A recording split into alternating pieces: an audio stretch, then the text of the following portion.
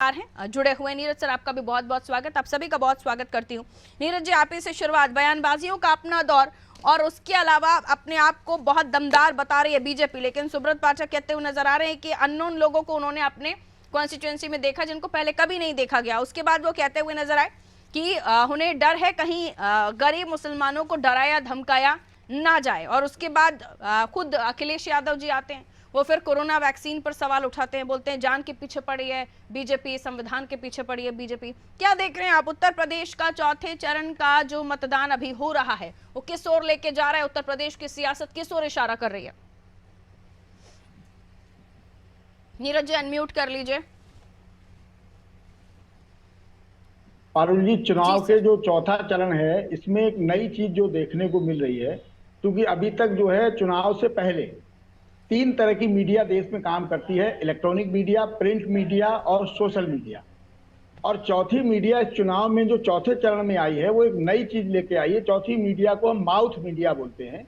Mouth media चाय की दुकान पे, पान की दुकान पे चर्चा का विषय होती है और यही चर्चा करती है। आज की तारीख में जो 13 सीटों पर चुनाव हो रहा है, इसमें से मैंने लगभग 8 सीटों का स्वयं जाके दौरा किया है। मैं अभी थोड़ी देर पहले ही कन्नौज से लौटा हूं। तो वहां एक नई चीज, ये चौथी जो माउथ मीडिया चर्चा कर रही है, वो चर्चा इस बात की हो रही है कि अरविंद केजरीवाल साहब जो जेल से निकल के आए और उन्होंने एक ऐसा बयान दिया जो आम आदमी के लिए चर्चा का विषय बन गया है। भारतीय जनता पार्टी के लिए भी है, अन्य दलों के लिए भी है, गठबंधन के लिए भी है। तो बहुत अच्छी बात यह है कि वो जो चर्चा है वो भारतीय जनता पार्टी के लिए फायदेमंद साबित नहीं होती दिख रही है। अभी भारतीय जनता पार्टी अपनी तैयारियां जरूर कर रही है। आपने जो कन्नौज की बात की, तो कन्नौज की स्थिति यह है कि अखिलेश यादव जब तक वहां से प्रत्याशी नहीं थे, निश्चित रूप से हम ये मान के चल रहे थे वहां से भारतीय जनता पार्टी ये सीट आसानी से जीत सकती है। लेकिन अखिलेश यादव के वहां आ जाने से, राहुल गांधी और अखिलेश जी को वहां जाने से बहुत सारी चीजें, वहां परिस्थितियां बदली हैं। क्योंकि ये सभी नेता अपने अपने पार्टी को जिताने में लगे हुए हैं, तो निश्चित रूप से इस जोड़ी का भी इस बार मुझे लगता है कि थोड़ा सा कमाल कुछ देखने को मिल सकता है। और जो चौथी मीडिया जिसकी हमने आपको स्पेशल चर्चा की है कि माउथ मीडिया का जो असर है वो भी कहीं ना कहीं क्षेत्र में दिखता नजर आ रहा है। और हमारा और आपका सबका प्रयास है कि वोट प्रतिशत बढ़े। अब इस दौर में देखते हैं चौथे चरण में वोट प्रतिशत कितना बढ़ सकता है, कितना नहीं बढ़ता है। अगर ये नहीं बढ़ता है तो निश्चित रूप से सभी राजनीतिक दलों के लिए नुकसानदेह होगा। पारुल जी। बिल्कुल सर, अभी तक का जो वोट परसेंट सामने आया है सर, उसके मुताबिक 39 समथिंग ये वोट परसेंट अभी तक जा चुका है। और ऐसे में क्या ये माना जाए कि जिस तरीके से वोट परसेंट इस बार थोड़ा बढ़ता हुआ दिख रहा है, बहुत ज़्यादा उत्साहजनक नहीं है लेकिन बहुत ज़्यादा कम भी नहीं है, तो ये आप मानते हैं कि लोग घर से निकल रहे हैं, वोट कास्ट कर रहे हैं?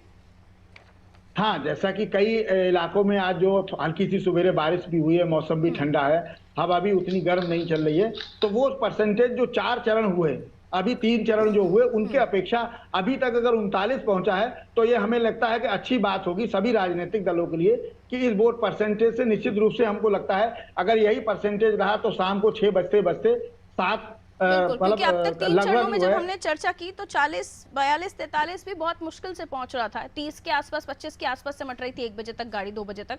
लेकिन अब ये 40, 44, 43 समथिंग ऐसा तो जा रहा है। ये देखना होगा क्योंकि हाँ, ये भी अभी आंकड़ा प्रॉपर तो नहीं है। क्या रंग लाती है सियासी दलों की मेहनत और बयानबाजियां, जिसमें कोई कसर नहीं छोड़ी है सियासी दलों ने।